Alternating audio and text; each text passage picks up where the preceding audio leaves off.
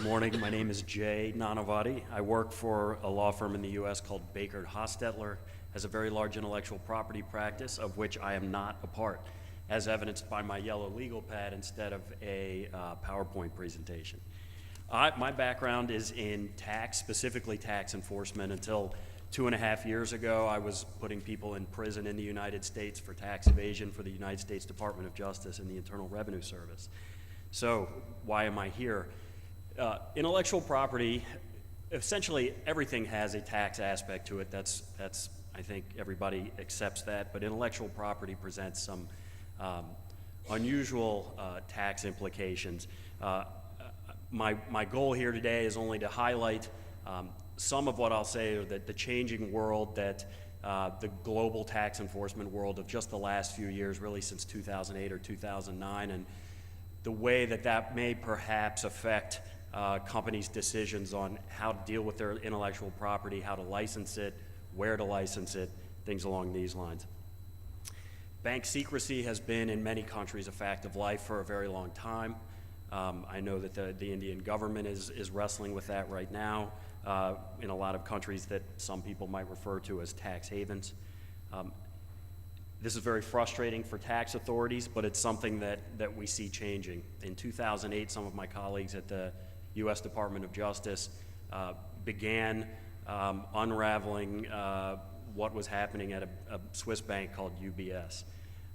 Eventually, UBS admitted that its practices were not consistent with U.S. law, and I suspect would not be consistent with a lot of countries' laws. Entered into an arrangement with the U.S. authorities, turned over a lot of names. I'm currently defending an Indian American like myself, but who, unlike me, had an account at Union Bank of Switzerland that was turned over in the course of that.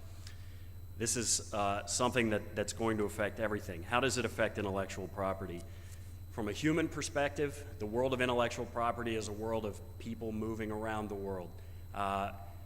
In the U.S., the Internal Revenue Service has said that one of its next major targets is going to be, I'm surprised they said this out loud, persons of Indian origin in the Silicon Valley area who most likely have unreported bank accounts in India. Just a couple of years ago, the Internal Revenue Service issued a type of process that they call a John Doe summons to HSBC Bank India. In that application to the court in the U.S. for the right to issue that summons, they talked about the number of U.S. accounts at HSBC India, meaning held by U.S. persons for tax purposes, that exceed $100,000 US in value. It's a huge number. And then the number of reporting forms that the Internal Revenue Service received from U.S. taxpayers who have accounts at HSBC India, it was a very small fraction of the number of accounts. In the world of intellectual property, the idea of the IP holding company obviously is very important.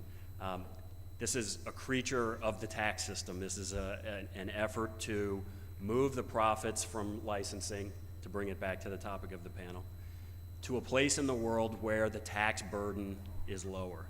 A classic example would be to, for instance, for an American company to create a holding entity in, for instance, the Cayman Islands, or pick your location, to transfer intellectual property to the holding company in the Cayman Islands, and then to license back from its own holding company the ability to use intellectual property that's being held in that company.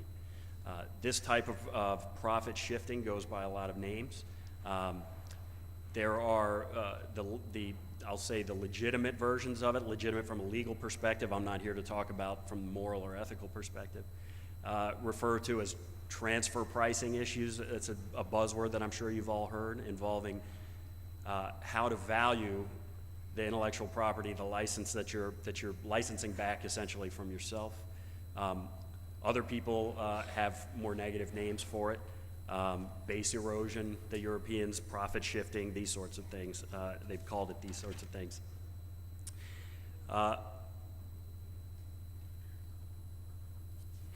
Intellectual property lends itself to this sort of thing obviously much better than, say, a physical machine that's bolted down to the floor of a factory. Where is intellectual property? It's not a thing, right? You can put it anywhere you want.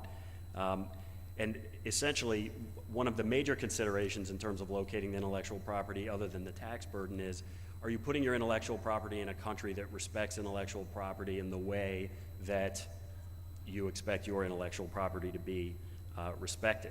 A number of the countries that people might call tax havens are not party to some of the worldwide conventions on the protection of intellectual property. Again, I'm not an IP lawyer, so I won't try to talk in detail about that, but these are things that need to come into play.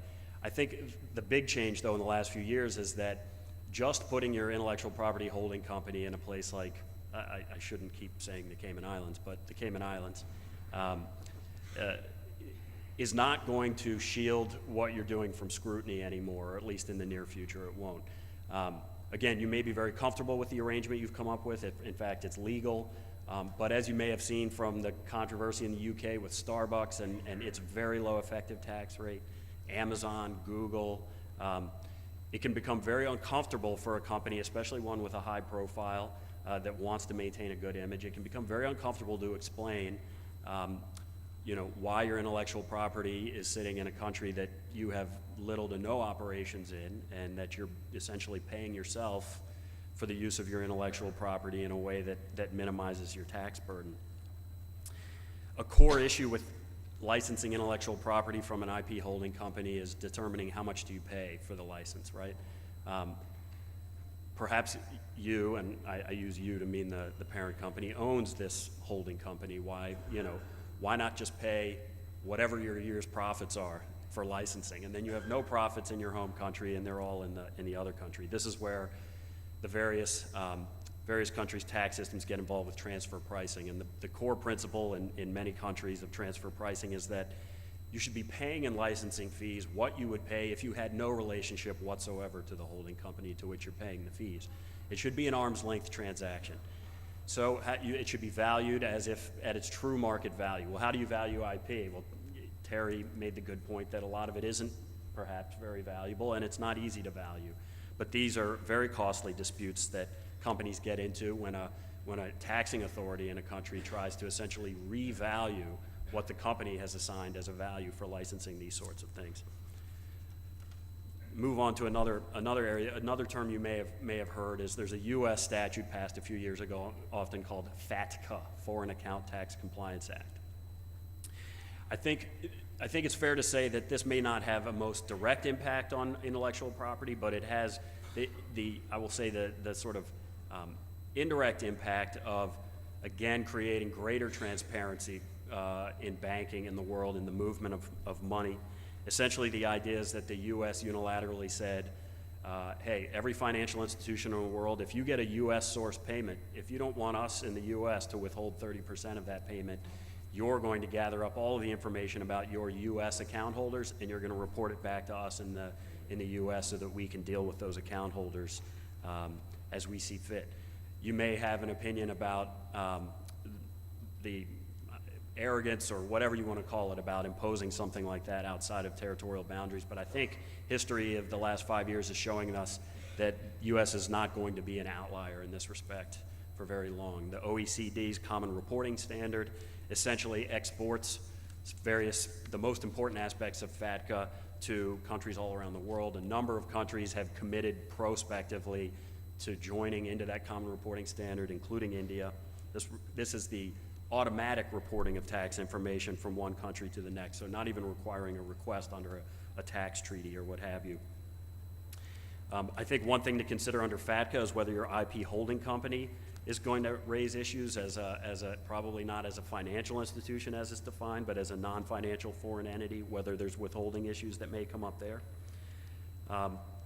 And to move very quickly from that topic, U.S. has been very aggressive in its tax enforcement against people that under its tax laws are called U.S. persons, which is a term of art. Doesn't mean U.S. citizen, doesn't mean a lot of things. A U.S. person is a very broad thing. The mayor of London is a U.S. person, and he has very publicly thumbed his nose at the U.S. authorities and said, sure, I was born in the U.S., and yes, 3-4 years ago I renewed my U.S. passport, but I'm not paying you a dime, come and get me. Not everyone is going to be as bold as that, I think. One thing to keep in mind is that a person who has ever had a U.S. green card, who has ever been a permanent resident alien, is a U.S. person forever until and has tax return filing obligations and reporting of foreign non-U.S. bank account obligations until they go through a very specific process of relinquishing, of abandoning that green card. Most people don't bother to do that. There are lots of people out there that had a green card 20 years ago when they lived in the U.S., haven't been back since, and naturally haven't been filing U.S. tax returns. U.S. is very serious about this.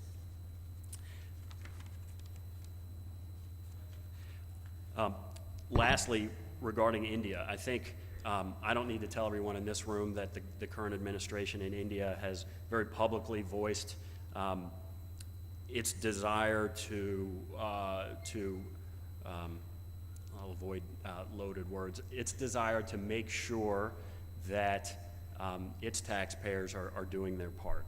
And I think it's worth keeping in mind that in just the last 5 years alone, India has executed agreements with many countries that we would think of as tax havens that for the sharing of